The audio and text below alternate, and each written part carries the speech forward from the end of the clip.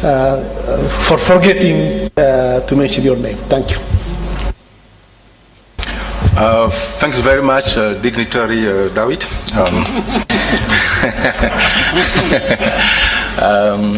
We have a challenge. We have a double challenge here. Of course, we have to keep you awake after this launch, but at the same time, most of us here, we have a challenge. We have to be somewhere else in exactly 45 minutes.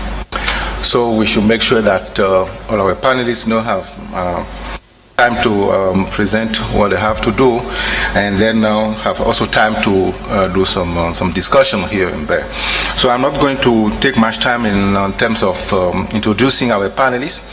The only one thing I can see here is that we do have a very good panel, people that certainly you already know. I'm seeing that Africa Union is represented here. UNECA also, the United Nations Economic Commission for Africa. And Ghislain, who is also from here, is going to talk about interesting subjects. You hear about them. And then we are going to have Mrs. Maria-Luz Vega, doing this remotely. I'm going to give, of course, a maximum 5 to 7 minutes to my panelists before we open up to the conversation. So briefly, at least I would like to actually thank Isaac for this workshop. Like I was telling David, I found the thematics quite pertinent. I mean, discussing education in Africa and also hooking this to internet economy is definitely what we have to do. The whole issue about the digital entrepreneurship in Africa is something quite important. I'm coming right now from Durban, from the World Economic Forum in Africa, and believe me or not, that was the real issue people were discussing, how to actually create jobs, how this digital economy is going to really fast-track development in Africa and also bring some sort of fulfillment that we all are expecting for. So definitely that was a good choice, David and your team.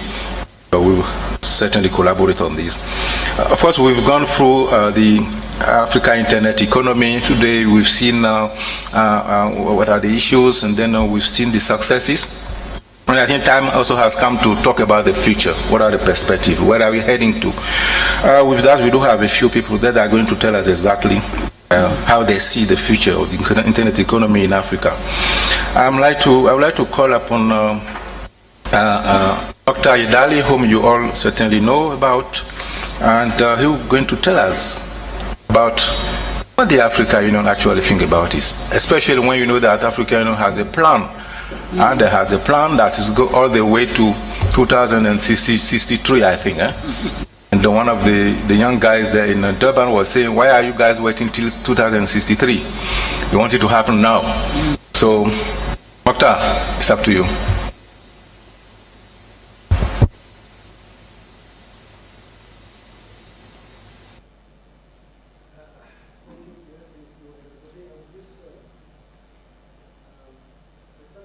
Introduce actually, yes, sorry.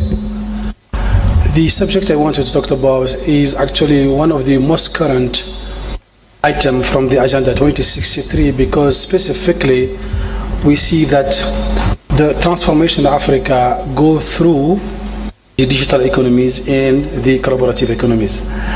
The subject is very vast and very big, and I'm asked as Pierre David guidelines that I have to stick on 7 slides, 7 minutes, and my answer to him, this is too little, my brother. But anyway, you may heard something here, something very provocative, and listener and viewer participations and listeners is very advised. As you certainly know, all the human being and social organization were in framework were set up to produce goods in general. Those goods at this point of time were always thought as something very tangible.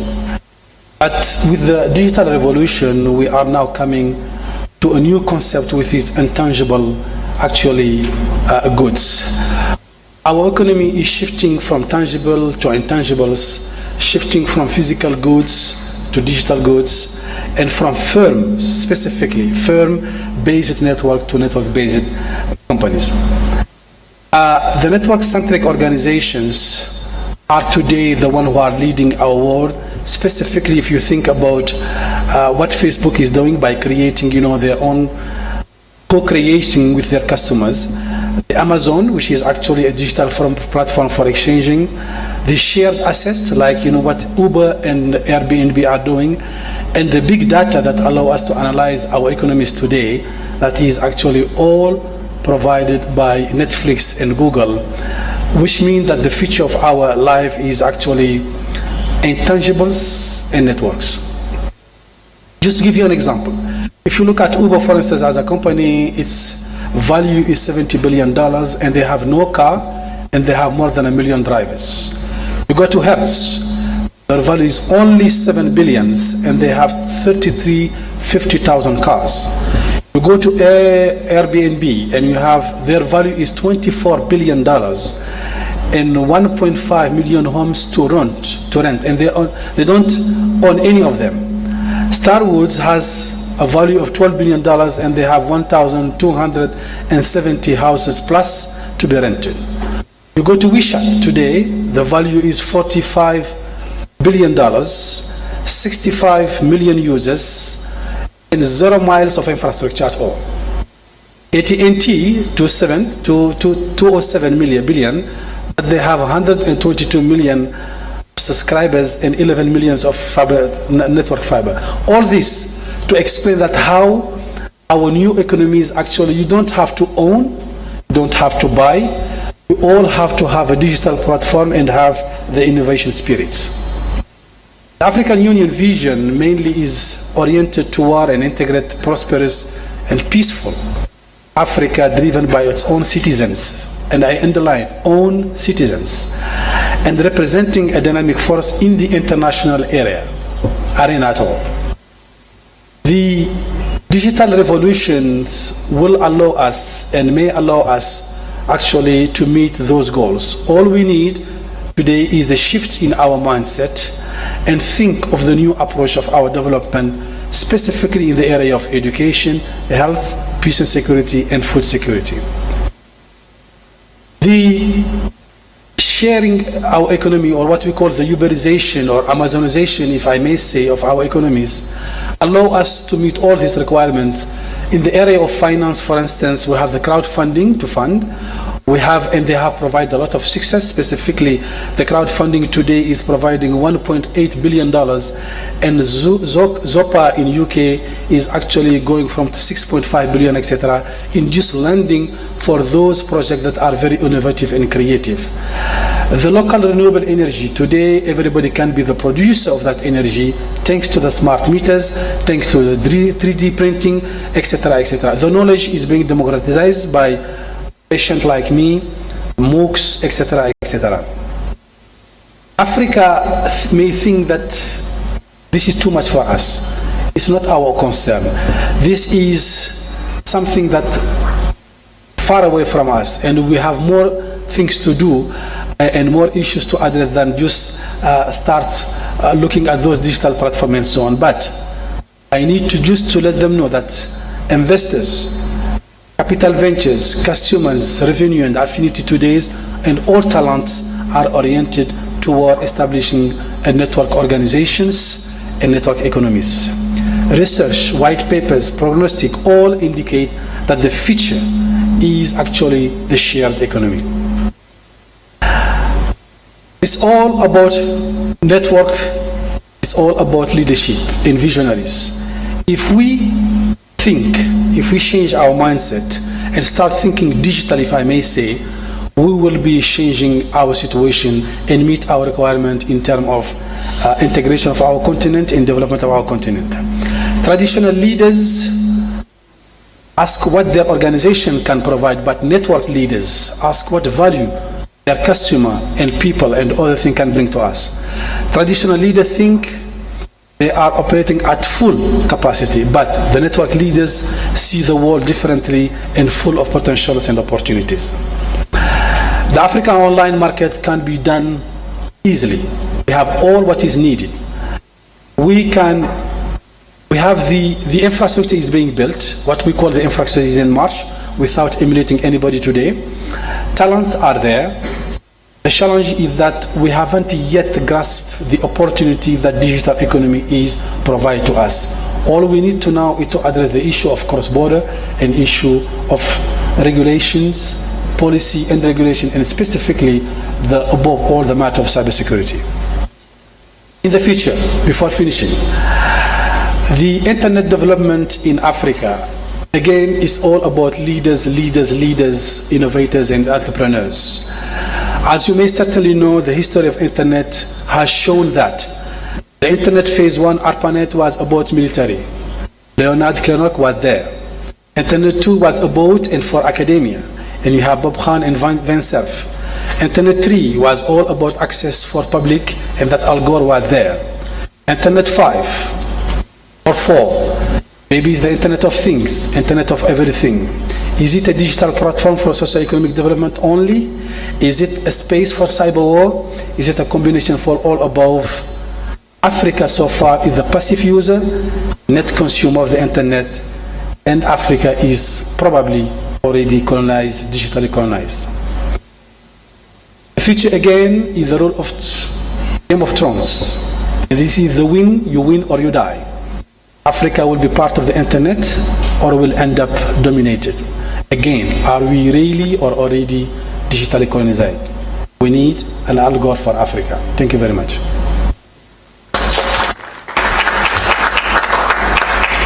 Thank you very much, Moctar. It's about 11 minutes, but yeah, you...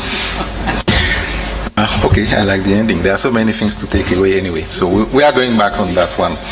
But it's quite a revolution, I think. So is Africa digitally colonized? We'll respond to that later on.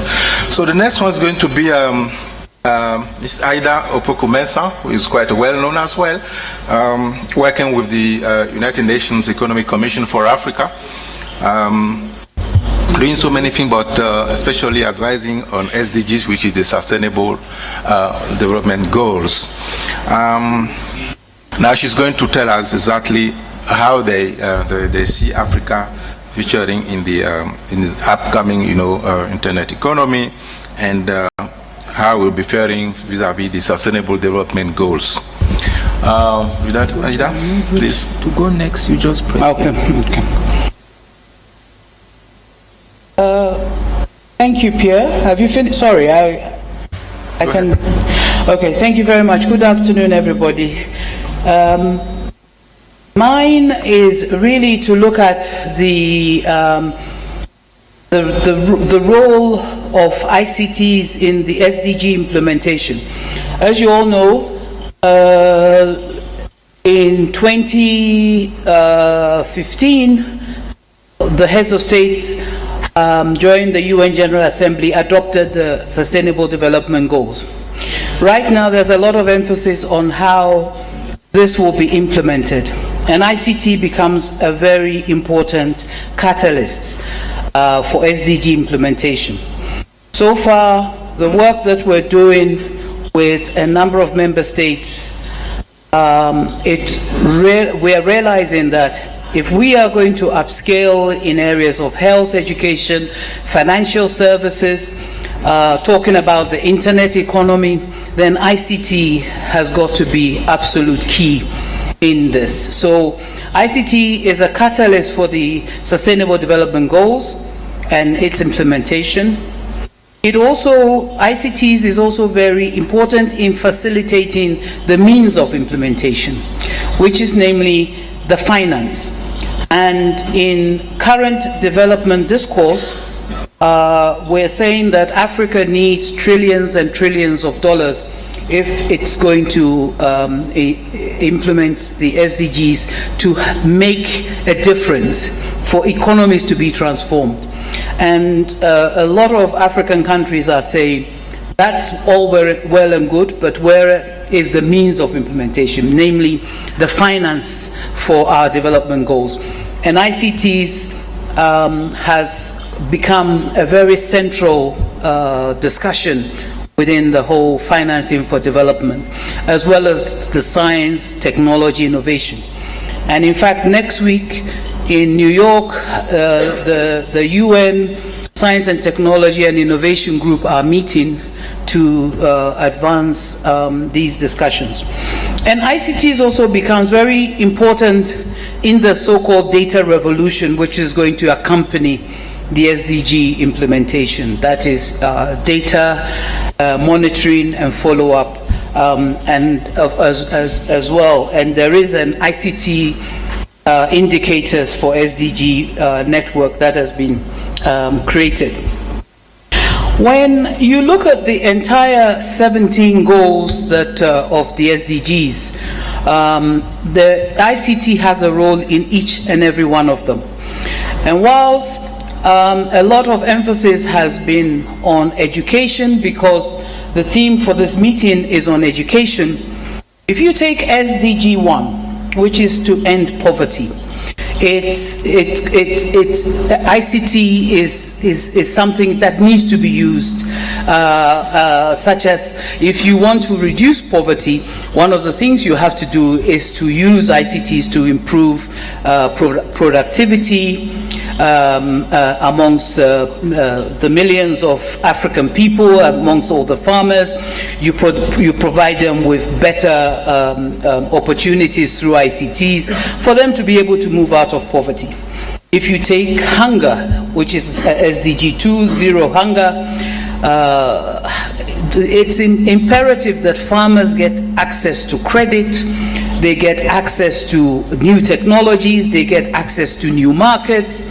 And here one can talk about how the internet economy can be of benefit to farmers and agriculture. If you look at health, again, health innovation has become a big issue in Africa. It's they're looking at all mechanisms with which health can be accelerated. But just looking at information and diagnostic services alone and the role that ICT can play. I've already alluded to SDG 4, but gender equality again, the whole issue of access, gender empowerment. Right now in the Smart Africa meeting, we're looking at the whole issue of girls and women and their access to technology as an equalizing tool, as an empowerment tool. And now when you get into the areas of SDG 6, which is clean water and sanitation, SDG 7, which is affordable energy, SDG 8, this is where the heart of the discussion is. SDG 6, which is water, we're looking at how we can put in place smart meters, and we even venture into the area of the application of IoT, Internet of Things. I know in Rwanda they have started introducing IoT for energy efficiency and water meters in the effective use of these services. So smart grids, both for energy and for water, becomes very critical. SDG 8, again, another area where maybe the whole discussion around the internet economy has to be deepened in terms of looking for jobs, because the internet economy is supposed to, in some ways, expand the traditional economy and increase and enhance productivity and growth. And ICTs is an important determinant in this. And studies have shown that a 10% increase in ICT capital service is associated with a 0.9% increase in GDP. So this is a very important discussion that we need to look at within this context. SDG 9, looking at industry, innovation and infrastructure. Again, we have to look at how SDGs, ICTs can play an important role. The whole discussion, and I haven't heard this discussion, but the whole discussion around 3D manufacturing for instance, is something that we need to look at. And SDG 10, reduction of inequalities, is again something that we know ICTs can be applied to, whether it's ensuring access for disabilities or those with disadvantaged groups, or SDG 11, which is looking at sustainable cities and communities. And I'm glad that the Smart Africa Summit, the theme is on looking at smart cities. But in all of this, I mean, the whole advent of smart cities was because it's an ICT-driven effort. So, and you know, going right through to SDGs 12, 13, climate action, again, and ICT is very key in that. We need applications in all, ICT applications in all the areas that will help us to manage climate change. The whole issue of the blue economy, SDG 14, life below water, again, when you look at ecosystems, the monitoring of ecosystems, weather patterns, pollution, and all of that, you can't do that without geospatial technology or other ICT applications. And again, life on land, a similar situation. SDG 16, ICTs has proven to be a useful tool in areas of conflict and humanitarian and peace building, and especially when you look at the whole area of governance, election monitoring, and all that. And then SDG, the last is SDG 17, which is partnerships for the implementation of the goals. Here, ICT is unique in bringing together the strengthening of partnerships in the implementation of the SDGs. So to conclude, there's no doubt that ICTs is going to be very instrumental in the implementation of the SDGs. However, there are two intersecting points that I would like to leave you with. The first is the whole area of enabling policy. Whether it's national policies, whether it's national broadband policies, as well as the supply side, demand side policy issues. All of these things need to be discussed, looked at. And then the whole issue of ICT rollout.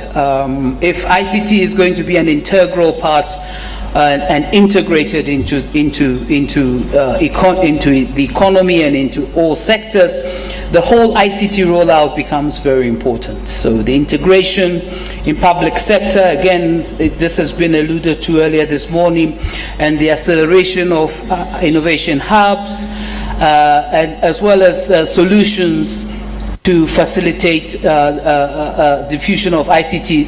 Facilitate the diffusion of ICT-based solutions is important. And above all, we need to remember that content is king. Thank you very much. Thank you very much, Aida, for taking us through relationship between ICTs and MDGs, and thanks so much for also staying within your 10 minutes limits. Thank you very much.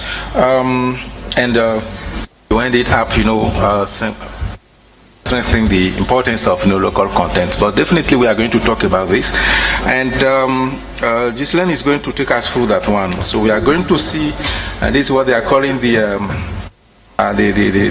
local content gap. So Ghislain is going to tell us exactly how they are tackling this issue from this country. Ghislain is the CEO of RICTA. And RICTA also is the one that manages the CCTLD from this place, and they are also hosting the Internet Exchange Point, in Rwanda. So, Ghislain, please. Thank you very much. Good afternoon. Bon après-midi à tous. Mine will just be building on top of the predecessor who presented about the global or the continental status. So I will be talking about how in Rwanda, with RICTA and the partners that we are working with, we are trying to fill the local internet gap. So Basically, we know that a substantial portion of the local internet content is hosted overseas. As far as Africa is concerned, it's either in the US or in the Europe, UK, France, and so on and so forth. And it is growing. It's very important to know that it is growing. Therefore, we need more capacity to get that content back when we want to consume it. Thirdly, might be getting cheaper. I think in the room we don't have internet service provider, but as far as transit cost is concerned, the price is dropping, but the volumes are increasing. Therefore, there are no savings being made. So it is getting cheaper, but the volumes are going up. So what is the problem that we are trying to solve? Content sitting in UK or in the US, the viewer being in Rwanda, there is a problem called distance. Distance, as far as networks are concerned, it's a problem of delay. It is the time it takes a website to load. As it is taking more time to load, then person get tired and they lose confidence in that content. At the end, consumption reduces, which is a very big problem. Proximity means fast loading page, spend more time on the page, more consumption.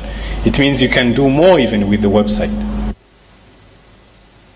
What is the ultimate goal? It's about enabling the digital economy. We're talking about local content hosting in Rwanda, but ultimately we are thinking, back in our heads, we have the impact it has on our economy. You name them: e-commerce, e-business, e-government, e-health. There are things you cannot offer to your population because it takes time to load the page or to do a transaction. There are things you cannot offer, as in video service, services related to audio or video, that you can't offer because they are sitting far from where the user is located.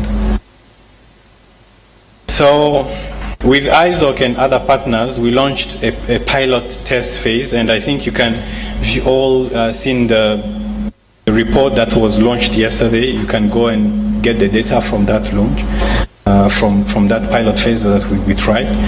So the objective is to assess the impact of hosting locally on website within Rwanda.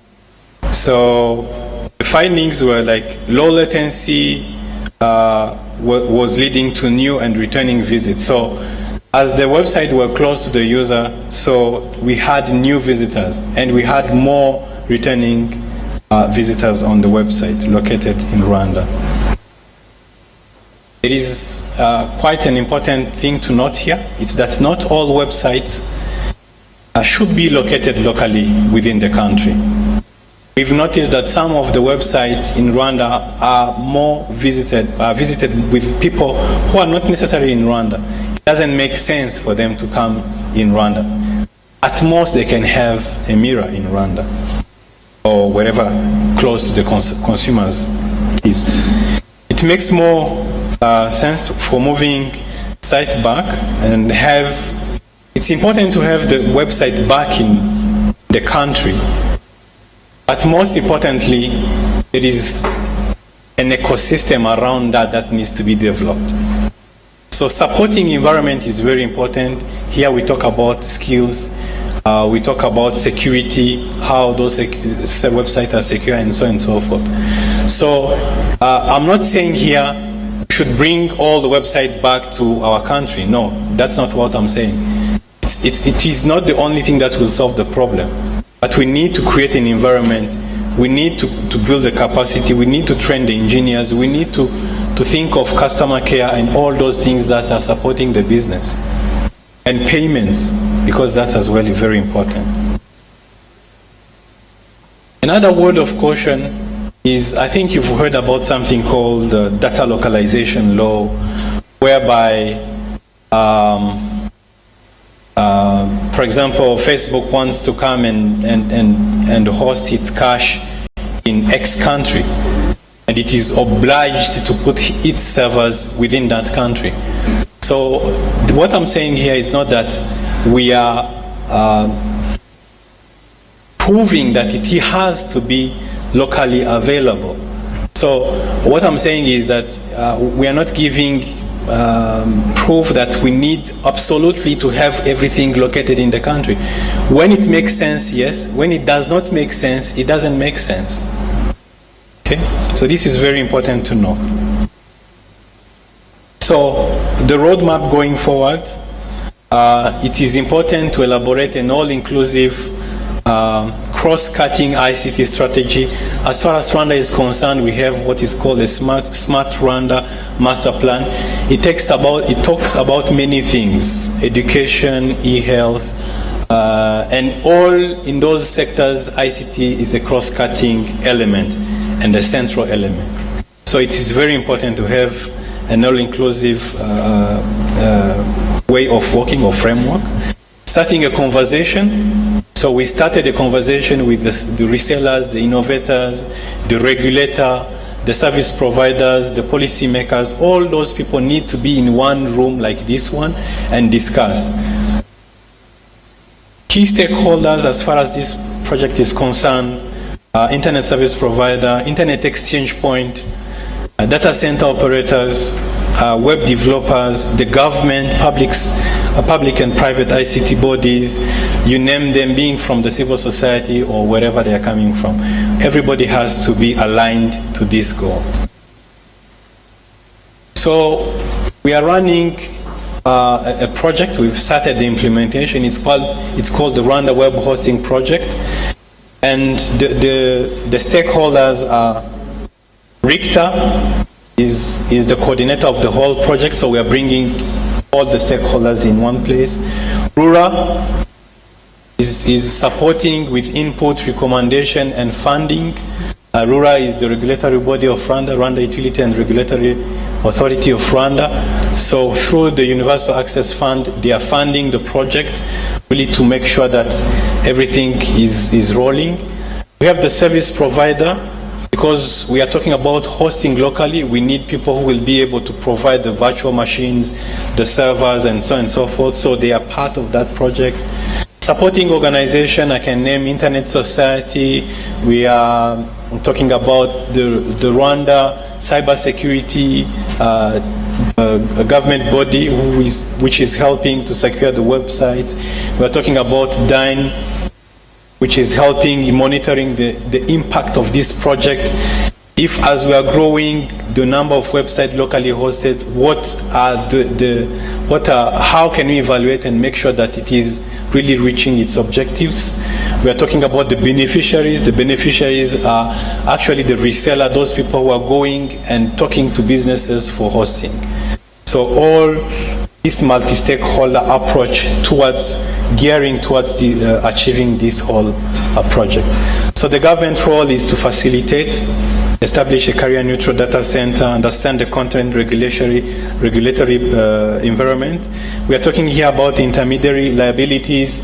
It's quite important for someone who has content, hosting content, to be protected, that he will not be liable for any content that is infringing the law. So this is quite important as well. Facilitating training and capacity building and developing a regional market. Because if there is no regional market, it doesn't make sense for an investor to invest in web hosting business. So as far as businesses are concerned, data center are really encouraged to charge competitive prices. We are trying as much as possible to have prices that are equivalent to what GoDaddy is offering, Namecheap, HostGator, and so on and so forth, so that they can offer competitive packages locally. Dynamic billing, this is quite important. For now, if I'm using my phone and I'm accessing content that is served from local and content which is served from London, there is no price differentiation. Ultimately, it should not, but it will encourage people to develop local content if there is an incentive for local content with different pricing. developers to understand the benefit. This is awareness, hosting businesses to develop adequate and affordable packages. That is as well very important. If in US someone is offering a 300 gig package, it doesn't make sense for us, because for us probably we will start with static pages that use less space. So going forward, a stronger partnership between the stakeholders will ensure a win-win outcome. So again, we are trying this and actually implementing what my predecessor have mentioned, that we need to create the local hosting environment, and we hope it will be successful. Thank you very much.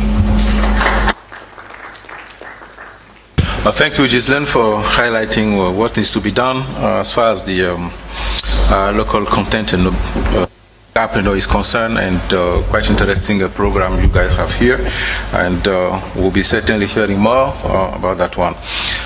With that, now we still have one of our panelists is going to be doing this remotely. So Mrs. Maria-Luz Vega, coordinator of Future of Work Initiatives. I think she's going to quickly elaborate on the impact, opportunities, and eventually threats, of ICT and labor. She's a specialist, in fact, in that field, and she'll be doing this remotely. I hope she's ready. Listen to her, please.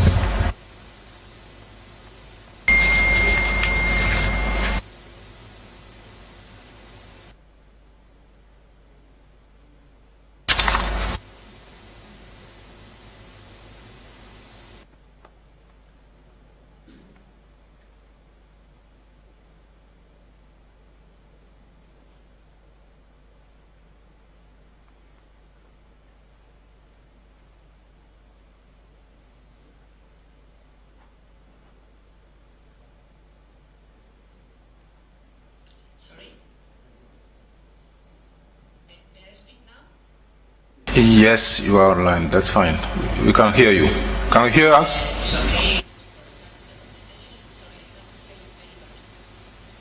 Sorry for that. But Maria, you only have 7 minutes, please. And then, sorry for pushing you. It's okay. Wonderful. Okay.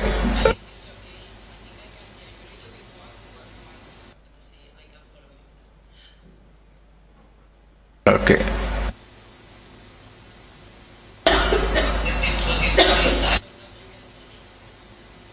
Yeah, we can see you.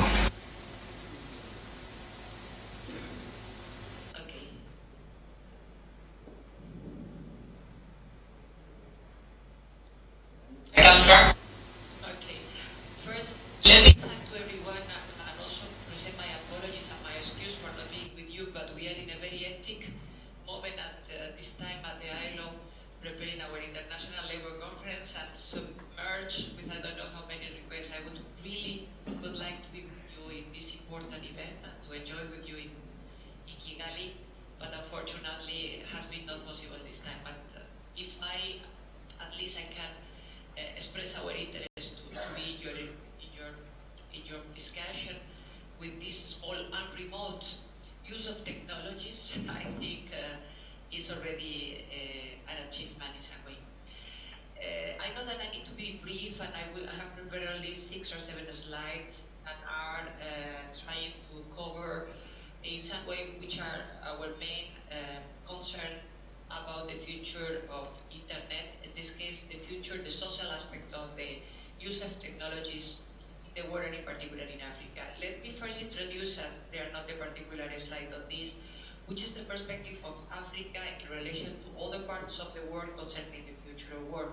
And this is not really social aspect, it's more reality. Africa is the unique region in the planet that has a demographic expansion and has, in this sense, a youth population. All the other regions are stuck, or they are decreasing in the demographic aspect, and they are already taking into consideration that they will be living around elder or old economy. It's not a question of Africa. Africa has completely demographic drivers, and this is very important when we talk about the future of work. In another aspect, we need to say that, or considering other drivers of what is happening climate impact has a special effect in the African region. In both sense, could be in terms of drought, in terms of raining, and also in terms of dry. We are suffering, you are suffering particular extremities in relation to the situation of climate, and this will impact any social aspect. Other impact that I think is quite important, also Africa is different to other regions, because if in Europe or in other industrialized countries we are facing now a trend to this so-called nationalism, or in a new terminology, anti-globalization situation, Africa is very open to discuss on inter-regional debates, UEMOA, for example, in Western Africa, all the African Union, and considering that the future of work is quite important. Then, when we talk about the future of work, here you have the drivers of change.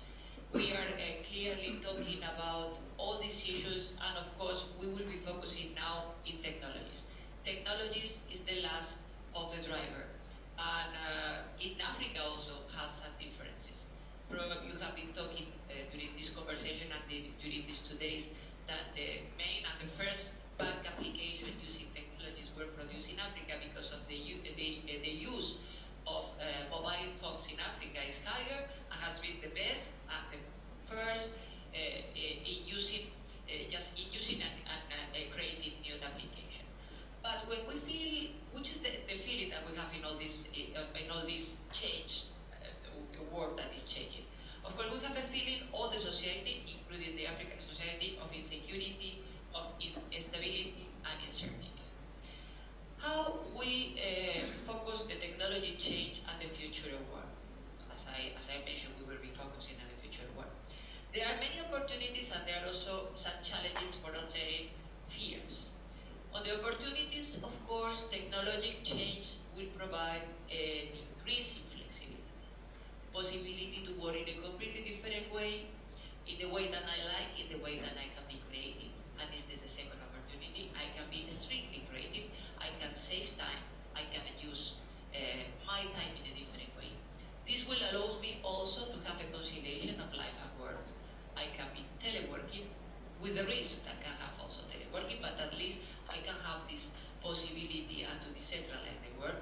On the other side, allows me to have some development. I can study on the web.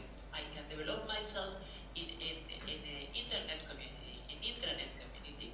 Of course, rapidity. I don't need to explain why technologies are more faster in general. And also, for sure, the opportunity is the information linked to this rapidity. For sure, the information will come to us, and we will share the information in a different way. But at the same time, the challenges are really parallel.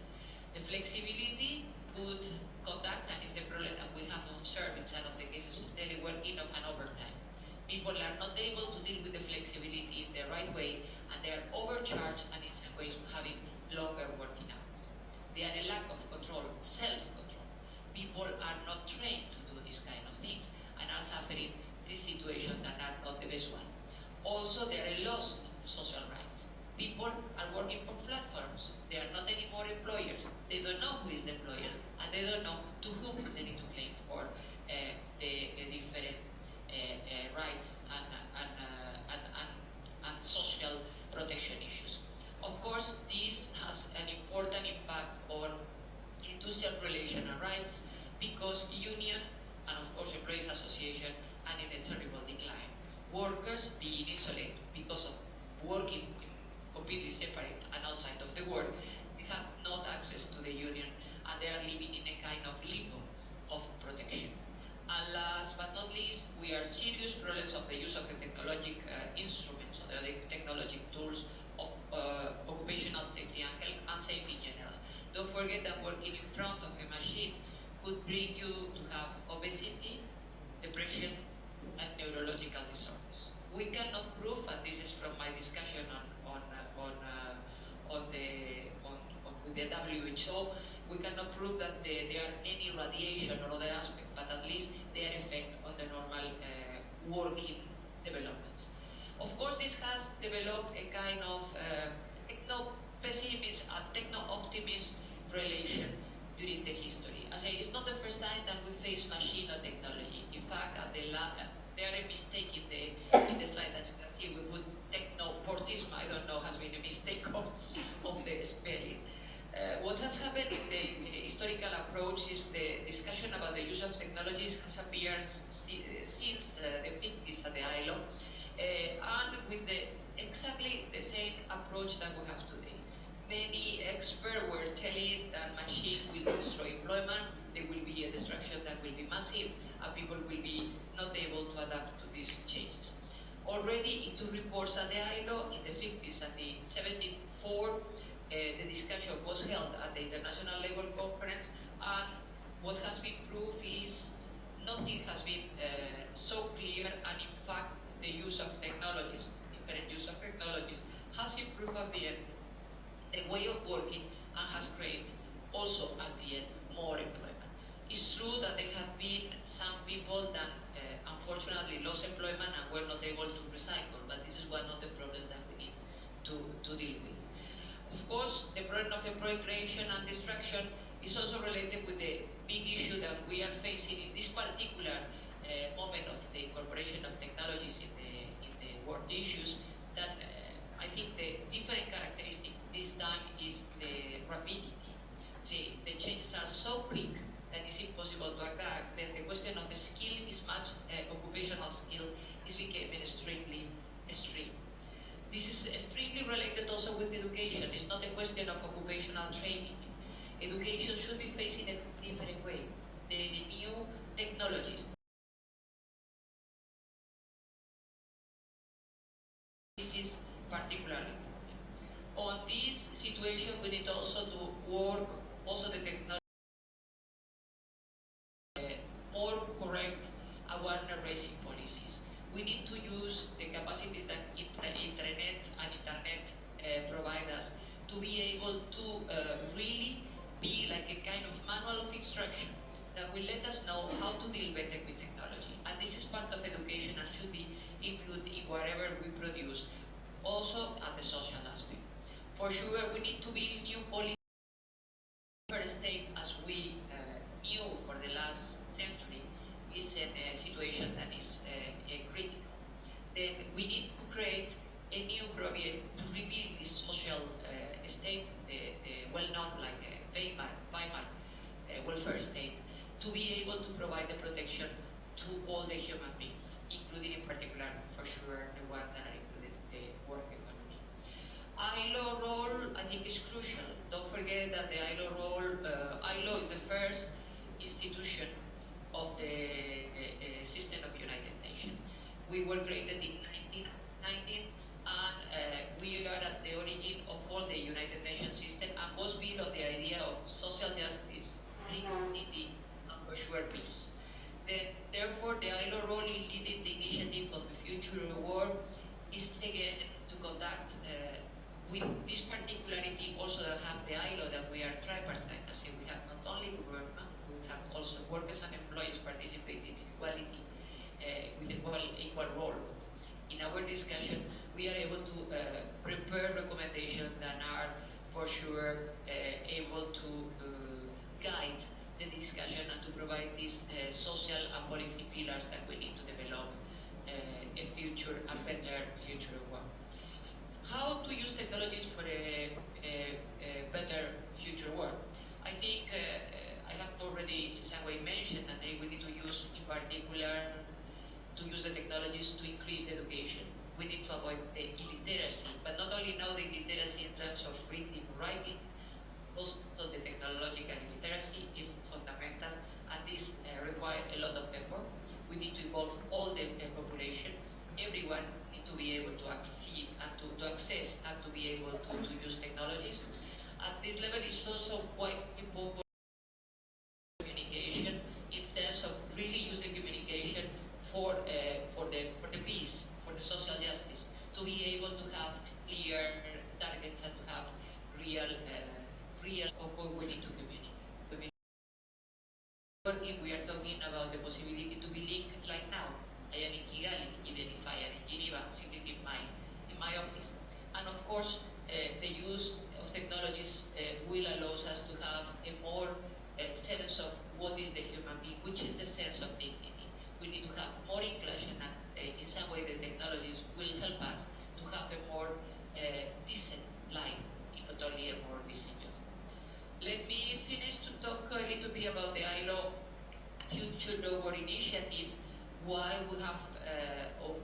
way we are structuring this future award initiative, where Africa, by the way, has been the region that has been more active, in fact.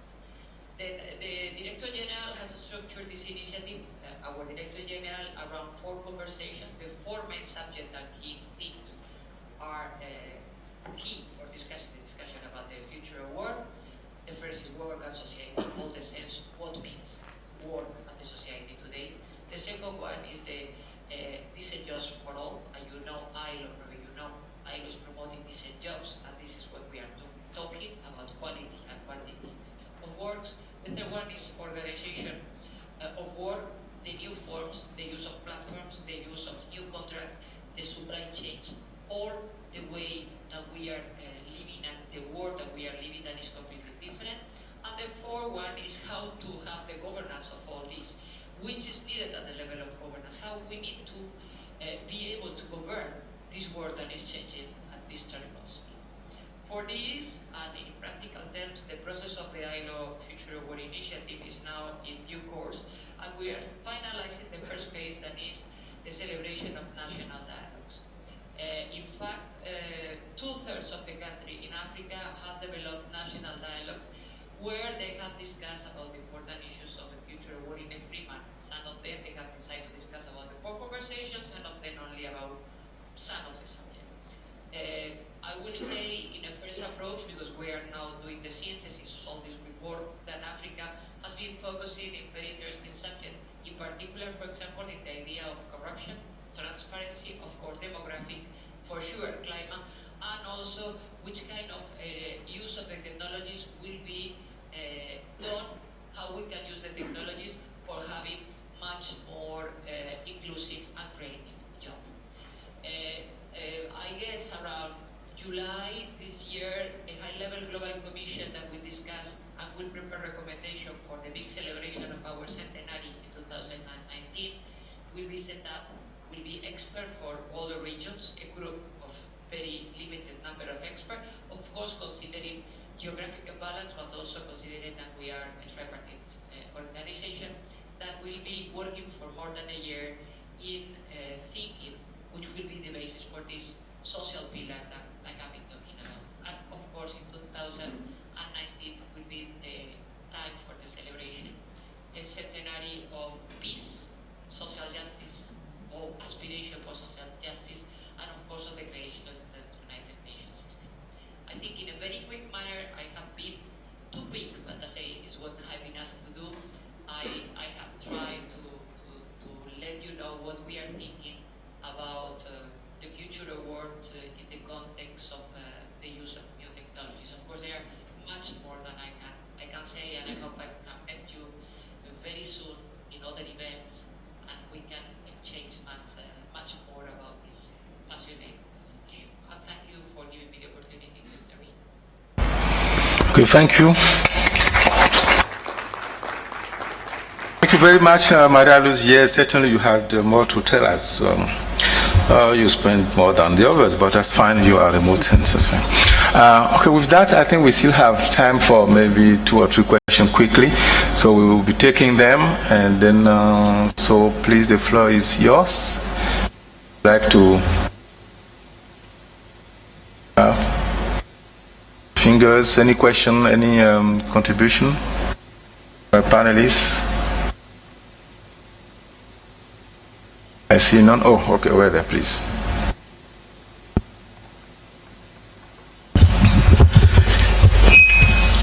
Thank you so much for your presentations. I am Norbert Komlan Glakbe. I come from Togo. I'm the president of the ISOC chapter. My question is related to the hosting of local content. So my question is going to Ghislain, but also to the other expert in this forum. But I'll ask my question in French.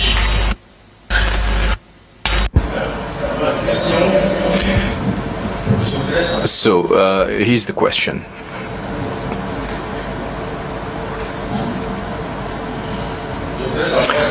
I would like to understand what is done in terms of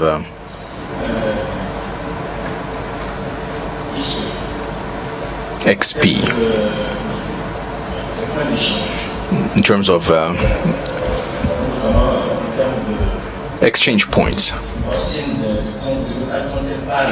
and the hosting of local content by major groups in countries where Google or other big corporations actually come to host their cache, to bring the content close to their users. So what is the practice? What is the process? By hosting their content locally, it is evident that the users will have the benefit of actually accessing quickly the content.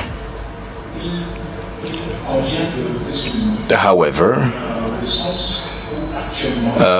we should also understand that in our countries, the local content only represents a very small percentage, and our users use mainly the foreign content, the international content, and therefore the local hosting by these groups will actually use the services that should have been meant for the local content.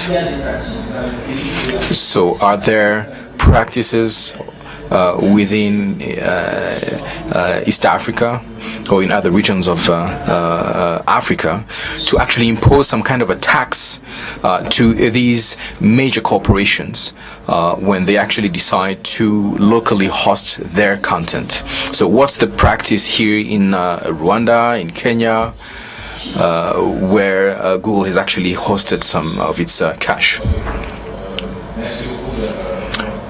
Thank you very much. I believe Ghislain will be responding to the question, but if Question to Aida, for instance, on the SDGs, please, you can just put those questions because she and actually myself will be leaving in 5 minutes' time. Sorry for that. Yes, please.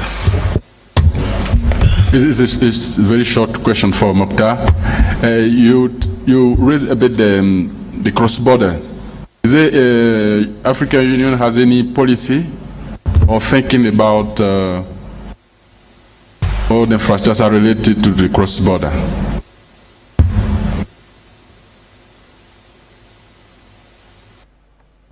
Any specific question to Aida? SDGs? No, that's fine. Okay, so maybe we just respond to questions or we finish this row of questions. Then our panelists will respond quickly. Any other questions so far? Okay, then Ghislain, then you. Merci Norbert pour ta question. Thank you, Norbert, for your question. The local content indeed is not much significant, and the content that is actually hosted within the country may be insignificant in comparison to the content that is actually hosted outside of the country. But I would like to make a correction here vis-a-vis the perspective that you have in relation to the to Google's content, for instance. If this conference is filmed today and actually put on YouTube now, will the content actually belong to YouTube? I don't think so. It's actually my content. It is your content. It is the African content. However, the infrastructure through which it has passed does not necessarily belong to us. So the ownership of the content when it comes to creation, distribution, so long as it's your vision, the content is actually yours. It is ours. It is just that we may face some difficulties, hurdles when it comes to actually channeling it through the world or finding channels of distribution. Now, what is the practice pertaining to the costing, as you were asking? I can probably talk about East Africa here, or at least the East African community. There's no taxation or tax imposed on such services offered, although a discussion was initiated to find out how such stakeholders could actually contribute to the countries. And I believe, again, this is a discussion that has been initiated to find out how some kind of a tax could actually be imposed. The question should also be, what will I be gaining as a final user?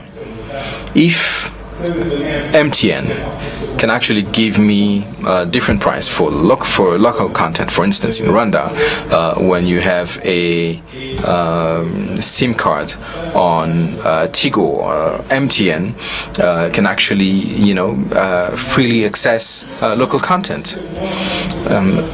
But now, as a final user, will I actually be gaining anything? Yes. But YouTube will also gain something.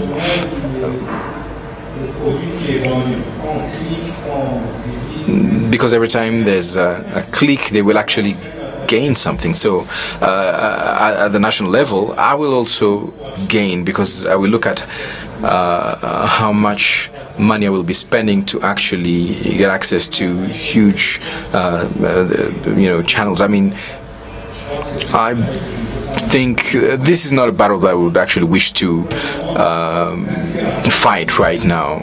I don't think we should actually focus on taxing or imposing taxes on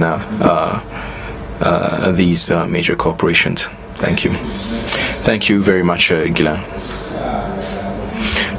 Ghislain responded appropriately, I believe, to the question, and we have to focus on the strategic benefit here. We shouldn't actually think about, trying to suspend this or that or impose stringent regulations. What we have to focus on is actually the benefits that you can actually draw from such investments made into local hosting, for instance. But you can also develop your own local ecosystem and your local content and actually work on that. So I think it's a good debate, but we need to take the time to actually think about this critically. But David is here to still continue this session. I'm so sorry about that, but it was a pleasure, and hopefully we should be still discussing and networking in the future. Thank you. So David, please. Thank you very much. Thank you, Pierre.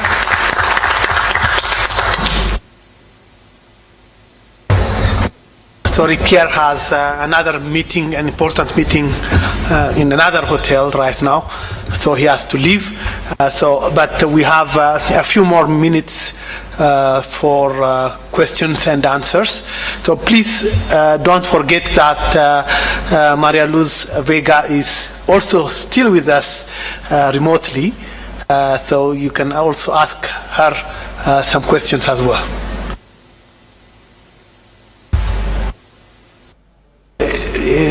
Moctar has something to say, and then Ahmed.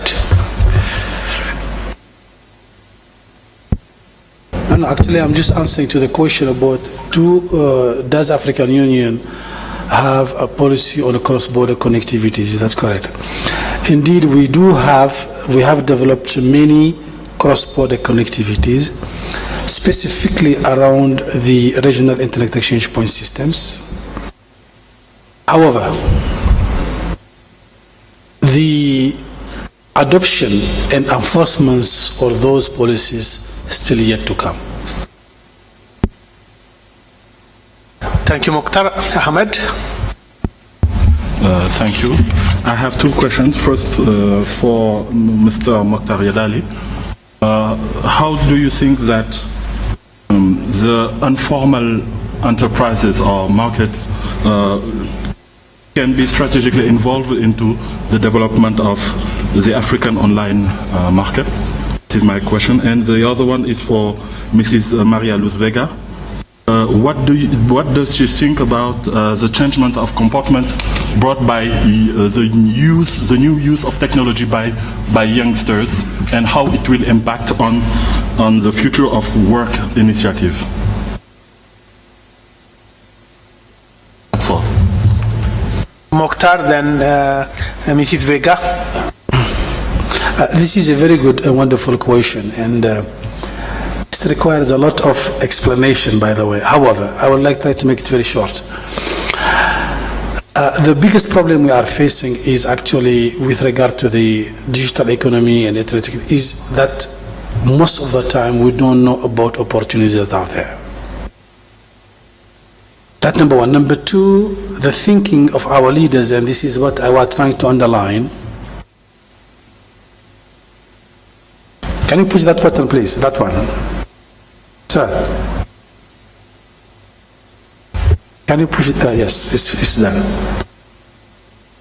The second is there is no national nor continental strategy or vision related to really trying to tape on the opportunities provided by internet economies. At this point of time of our evolution, we still conceive internet as a messaging and maybe knowledge research platform. It's not yet fully used in terms of addressing the issues related to socioeconomic development in any of the sectors at all. Therefore, today, all we need is actually, as I was saying, is to change our way of thinking and use these opportunities that are provided. There is a lot of opportunities in terms of the young innovators and startups to get funding, for instance. There is many opportunities that are provided in different platforms that are outside of the continent. We need to bring that here. We need to make sure that our business people and entrepreneurs are providing that such a crowdfunding for young entrepreneurs to actually get the funding for their apps. And I have seen many developing apps. That's what I'm saying, talents are in Africa. Feeding the 3D is in Africa. The low cost of energy is in Africa. All we have to do is blend all and create the vision, strategy, and action plan around that. Thank you. Thank you. Mrs. Vega.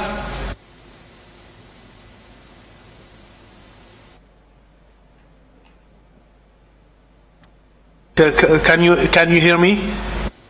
Maria-Luz Vega. Kevin, can you please Skype her or something?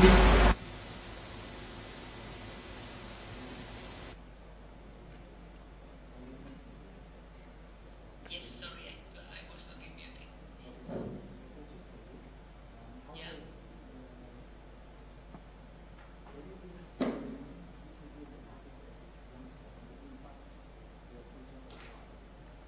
Sorry, could you repeat?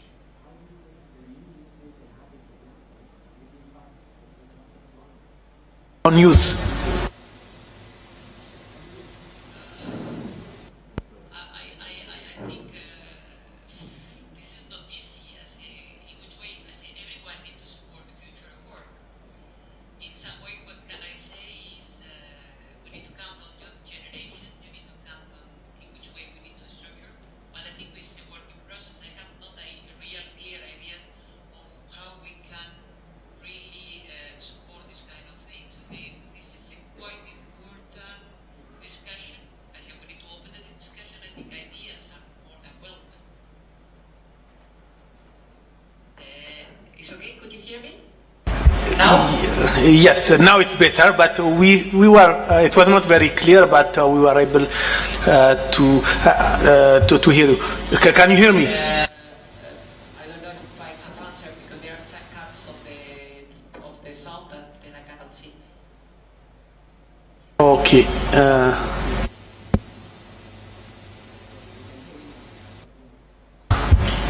Sorry.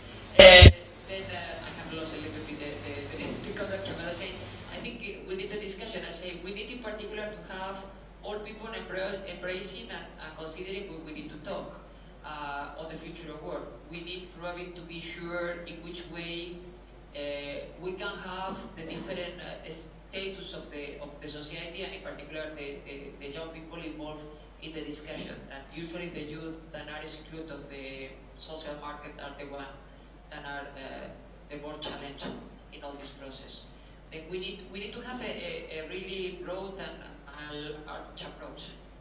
I'm not sure if I have answered properly. Thank you. I think it's not an easy question, but you gave. No, it's very difficult for this case. I have not really an answer. But I think it's a good start of an answer for everybody, and I think you said it right. We need to have a discussion around that. I think. We need a special action on the youth, but not sure which one.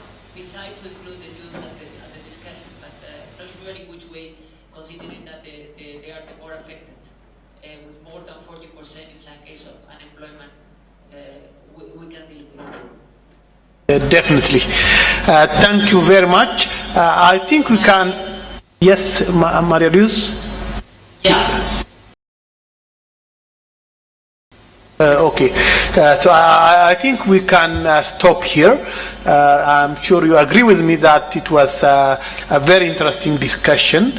We had very good presentations, and I think the discussion that followed were also interesting. Before ending, I would like to thank the presenters and the moderator who has left for the interesting session that we had. Please give them an applause.